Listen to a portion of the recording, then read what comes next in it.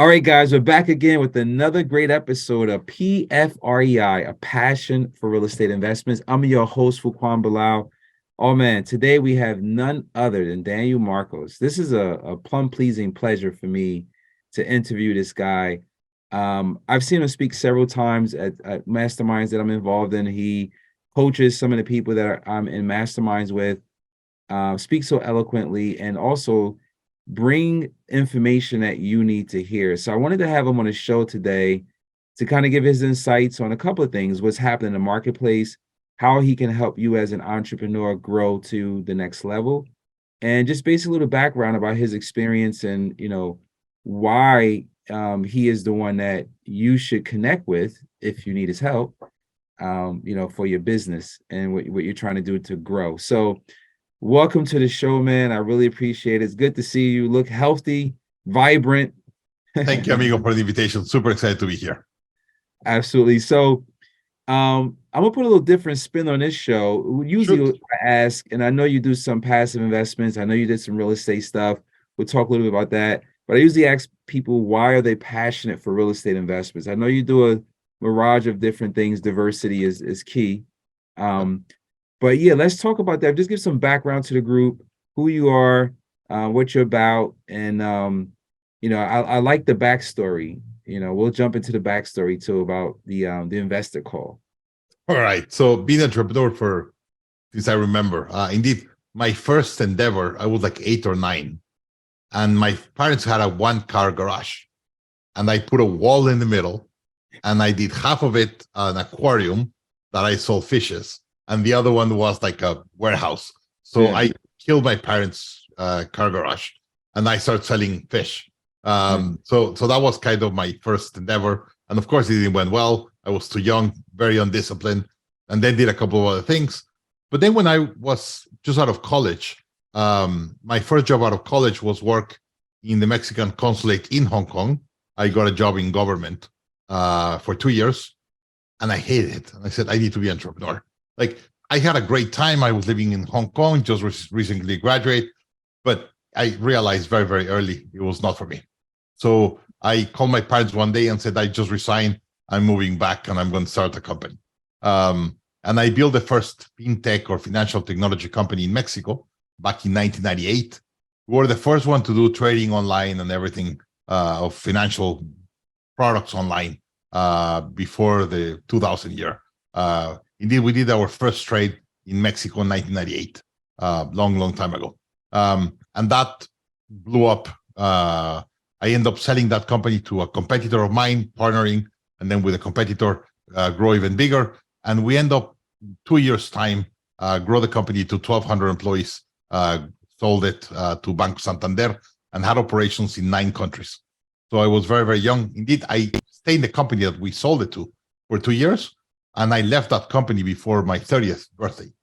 So before 30, I built the company, sold it once, grew it, sold it second time, and then stayed for 2 years and then left. And now I've been a coach. I've been coaching a lot of entrepreneurs. And I teach a lot of entrepreneurs how to scale companies. What we're the best in the world at is teaching mid-market companies starting 20, 30 employees on how to really build the systems and processes and what's the right learning to take your company to the next level. Yeah, I think that's awesome. Me, when I actually started to become a little bit more serious about processes and systems, which is really the end all be all, right? We went through the EOS model, and it's great, but it just didn't seem like it was enough, right? So you do EOS, you go 3, 4, 5 years, you're like, okay, got to be more.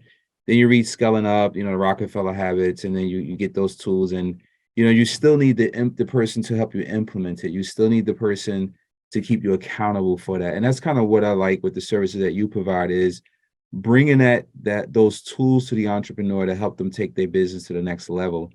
So let's talk a little bit about that. What really got you into what you do to kind of help entrepreneurs? It seems like it's your passion, something that you get excited about. So I've been an entrepreneur for 24 years, and I felt a lot of great things had happened. I've done decently well and had enjoyed all the fruits of being an entrepreneur financially and all that.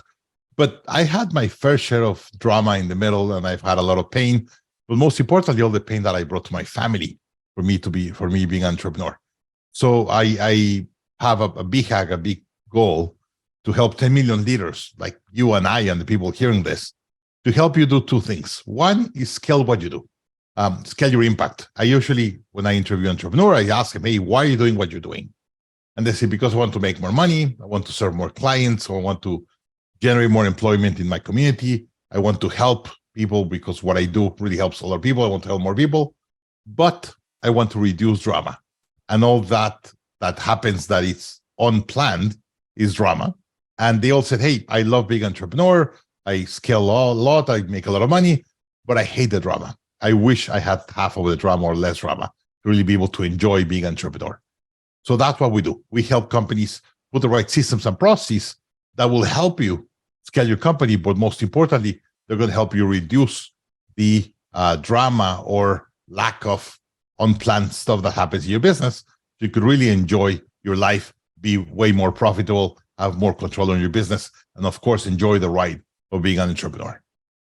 Yeah, that's amazing. I mean, it's when I first started again paying attention to things like this process and systems, it seems like okay, it sounds good. How do I get started? What do I do?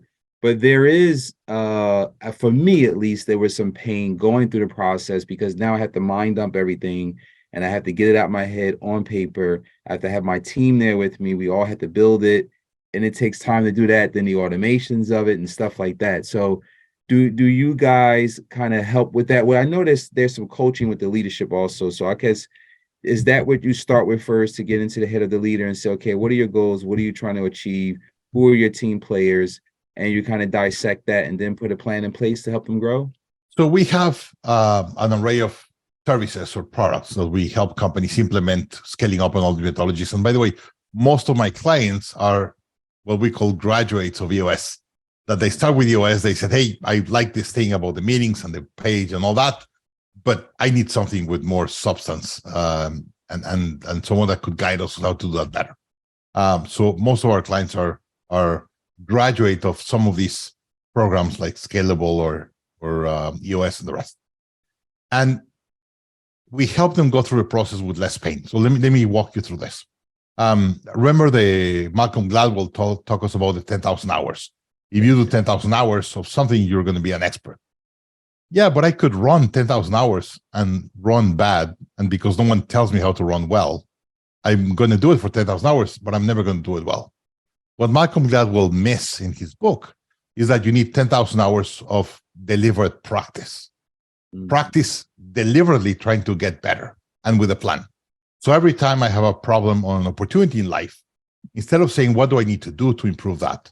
I ask the question, who? Who is the expert in the field?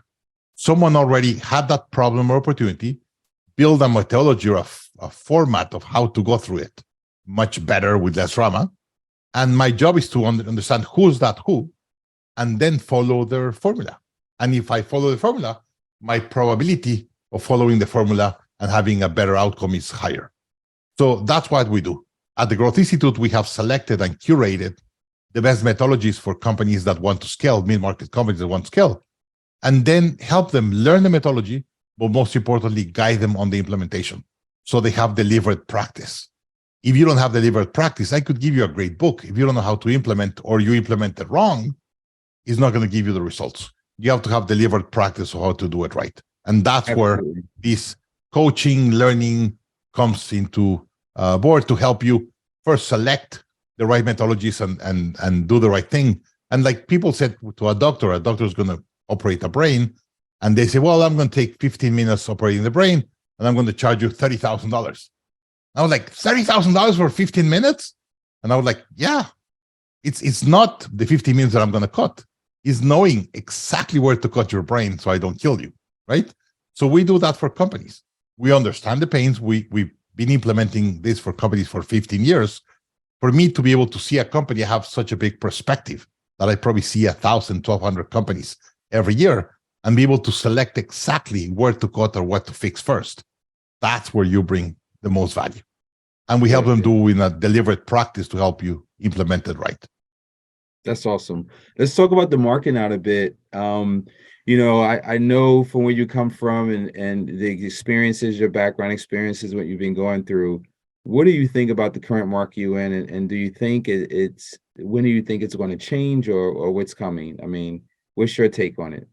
So I've had several financial crises in my life. In Mexico, we used to have one every 6 years. Every time we changed president, the president that he was ongoing usually got overextended the last couple of years to finish all the projects and gave the country to the next president in shambles, and they had to do a devaluation of the currency, and it was a mess.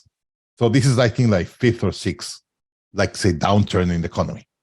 And I really believe every downturn ends with an what I call, and sorry, it's going to sound bad, but I call it an oh shit moment. You have to have that moment that everyone panics. So then we start changing. As human beings, we cannot do significant change until you get to deep pain. We haven't get to a deep pain in today's downfall. And we've been pushing the can because we're more intelligent and we have more financial tools.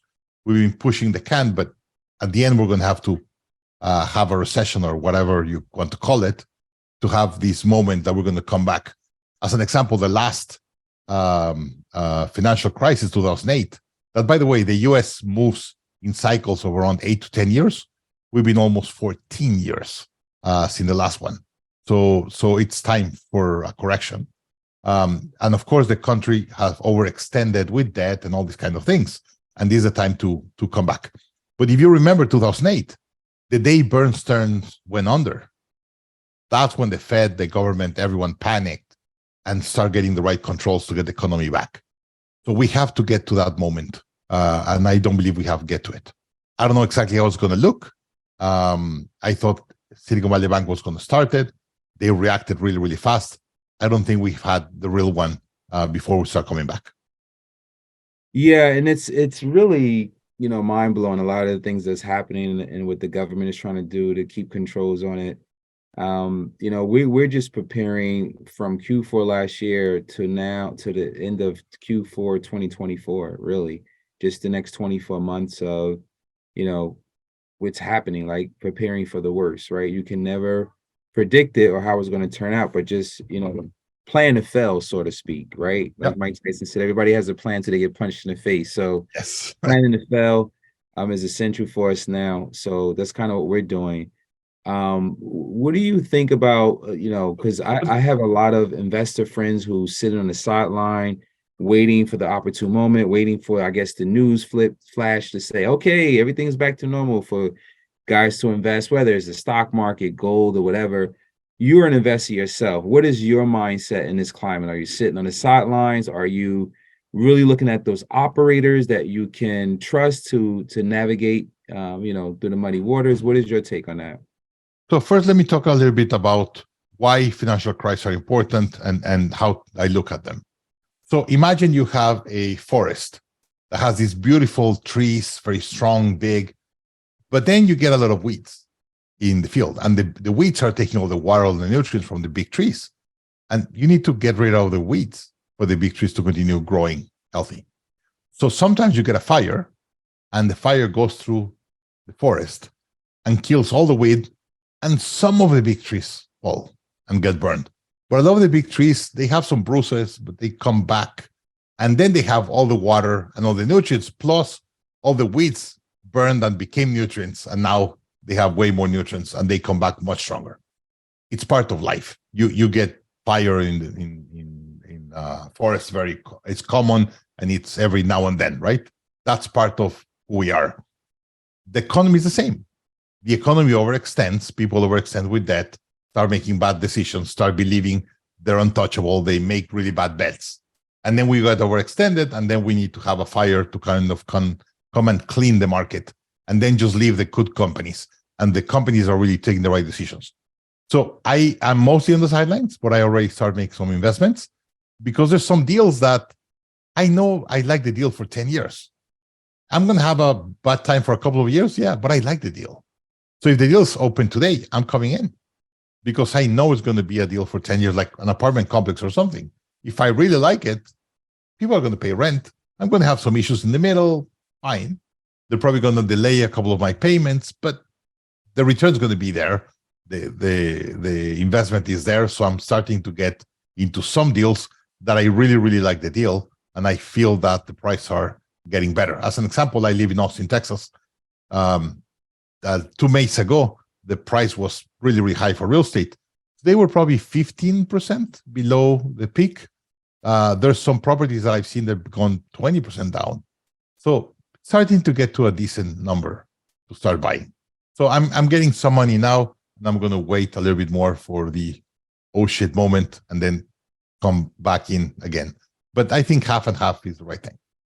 Yeah, I mean, it's like sitting for me also because I invest into other deals, other syndicators as well. And I really look at, of course, the historical track record and make sure that I'm dealing with somebody who, if we have that type of moment, they're going to stand tall and they're going to make it right for one. Of course, it's the due diligence on the asset itself, but the sponsor, right? What's the credibility does the sponsor have? Are they going to make this right if we do have that moment?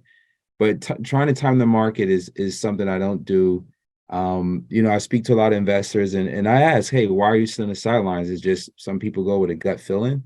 Some people just like you said, it's just not the right deal. But when that good deal comes along, an investor knows a good deal, and it's not based off of just a high return, it's Yeah, based on the whole package. So that's yeah, correct. thank you for sharing your insights on that. If the deal is right, it's going to be right today, tomorrow, in 3 years. Yeah, If I have the opportunity to invest today, I'm in. yeah. If I So don't love the deal, no, I'm waiting for the deal to be in a better position. If I don't love it, if I love it, I come in. so all right, cool. My last question is I want to talk something I want to talk about is the one-on-one that you have with entrepreneurs. And I know you have a mentoring. I know you have the system where you help put the tools in place and help the companies scale. But let's talk a little bit about what you do from a coaching part with just one-on-one with entrepreneurs. Like, what does that look like? I was joking a little earlier before I pressed record. I remember we had our first session.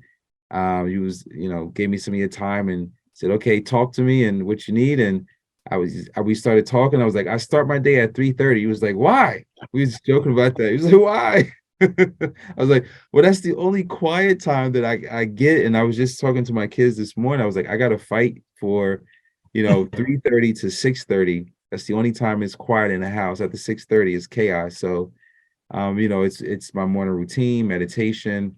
I may go to the Y, swim a mile, be back by 6:30 and get showered and get started. But I kind of push that now to 4:20. And it feels better. It feels Yeah, better. I Yeah. I have a morning routine, 5:30, and I dedicate between 4:30, sorry, 5:30 and 7:30 just for me. I Yeah. usually don't take phone calls, don't do anything. My kids and wife still asleep, and I dedicate 2 hours for me every day. I And think it's that's a game important. changer. That's the foundation. The Yeah, foundation. But how yeah. do you entrepreneurs, from a one-on-one aspect, get to that next level? So I usually have when I do what I call CEO coaching. I have 2 calls a month, but most importantly, I'm there to support the entrepreneur to take decisions. It's all about taking the right decisions. And if you take the right decisions and you consistently take a little better decisions than your competitor, the probability of you winning is much higher. So my job is to really challenge the entrepreneurs and helping them take better decisions. One on one aspect, I help them to know what they don't know. So if you're an entrepreneur for the first time and you've never been there in the next level, you don't know what to expect. You don't know what you don't know. I've been CEO of companies that have grown up to 1,200 employees, and I've seen all the challenges. And I probably coach 30, 40 different CEOs every year. So my perspective of what happens and what issues they have is different than an entrepreneur. That it's their own company, and they just have a very wide lens. And I help them with that. So I help them with knowing what they don't know, help them challenge their decisions to make sure they're taking better decisions. I help them see things that they're not seeing in their business. They come with a story or something, and I was like, "Well, I get that you're mad with that, but have you understand why or what created that problem?" And then when you get deep in understanding that, they were like, "Oh, I created the issue because I took a decision 3 months ago that had this impact, and then now I'm having the problem that I'm having in my business." Those are the kind of things. And that helps usually a CEO take better decisions. Yeah, that's awesome, man. Well, thank you for sharing. Let's let the audience know how they can contact you if you want to plug some websites or some information so those who are So interested to reach out. my company website is called growthinstitute.com, where we help companies scale and we build company universities. But what I use the most is my Instagram, danielmarcos.scale for Instagram, or my YouTube channel. I have a YouTube channel, Daniel Marcos, and I post a lot of tools and techniques of how to scale companies. I like that. I love that you're on Instagram. Hold on, let me go to my Instagram account right now because I did not have your IG account. I actually, I do a lot of marketing Yep. Instagram. I kind of show like projects I did also. Give me your handle again, Daniel. What? Danielmarcos.scale. All right, see, let me get this down right now. All right, I got you. I got you. Yes, sir. I'm here. I'm waiting for your yeah. All right. Yes. Yeah. Danielmarcos.scale. I Yeah. got I it. see. I'm following you now. That's perfect, amigo. All Thank you. right. Yeah. Yeah. Yeah. That's awesome. Yeah. It's funny because we're older generation to see us playing around with these social media tools is awesome. We can't deny it because that's where it's at, right? It's the That's what metaverse. it is. You Yeah. got to be there. If you don't have a digital footprint, then you're pretty much nobody at this point, right? So And I respond to everyone that texts me in Instagram. I always respond. yeah, be sure you guys go check him out. He has all of the videos, everything. Wow, I got to step my account up. Yeah. No, Growth Institute. Good. I'm. You can imagine how proud I am for the thought leaders that we've accomplished. Like Marshall Goldsmith, he invented CEO coaching in the world. We just recorded a 9-hour class with Marshall on tools for how to, instead of manage your team, how to lead your team. And it's all about coaching. We have classes with Vern Harnish, with Salim Ismail from Singularity University, amazing, amazing thought leaders that we believe you need a village of gurus to grow your company. We're putting that village inside Growth Institute so you could learn directly from my mentors and the people that I have learned from. That's awesome. Yeah, mentor is important. You need those. Thanks for coming on the show today, man. It's been a pleasing pleasure interviewing you. This is another great episode of PFREI, a passion for real estate investments. I'm your host, Fuquan Bilal. Be sure to catch us on YouTube and all of the other social media channels. This episode, Dan, you really got me thinking now because I interviewed just a lot of real estate entrepreneurs, and I really like the conversation we had today. So I want to invite some more guests that's just not all about real estate. So my More audience business. kind of get a different flavor, Yeah. about business. And I like Let's that. get I a different appreciate perspective rolling. That's why I love podcasts. It allows me to get into the brain and mind of someone Yeah, and get their best learning in half yeah. hour or whatever. So I love the podcast because of that. I Juan, it's always appreciate a it. pleasure, amigo. Thank you for the invitation. Absolutely.